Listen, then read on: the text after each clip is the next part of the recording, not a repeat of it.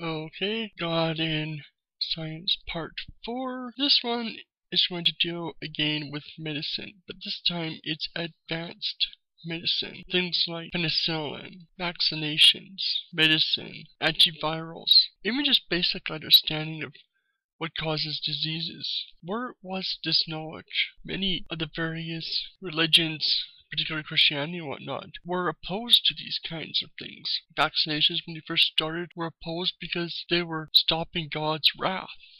God created these viruses and diseases to kill off people he hated, and here science and medicine was stopping them. Of course, that creates a question of, if God really wanted to kill us off, why would he use something that would stop? Why would it be something that would be impossible to stop? Kind of makes no sense. You keep saying it, all these things, the amount of people that died from smallpox, polio, mumps, measles, all these diseases that have been almost eradicated due to vaccinations, if not all but various cures and whatnot. Of course, people want to point towards problems like cancer has gone up a lot and all these things, but we're still living far longer than anyone did during the Bible days. Life expectancy of most people is massively higher. Life expectancy of children is much greater. Most children didn't make it past the first 2-3 years due to massive amounts of diseases. There were so many things that killed us off, and still do around the world. But where's the gods giving these things that could help? Something simple as smallpox.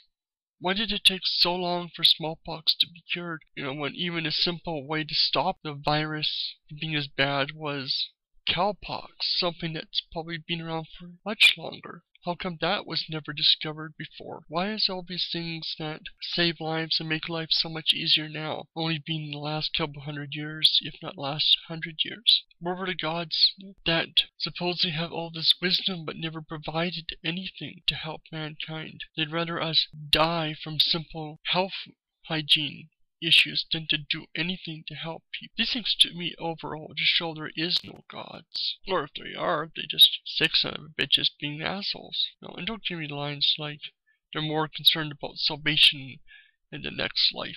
Ain't buying it. You can have both. You can help this life and the next life. If God requires you to be in misery so that you love him more, isn't a God worth worshipping? So rate, comment, subscribe. Let me know your thoughts on this series again, and thanks to all my viewers.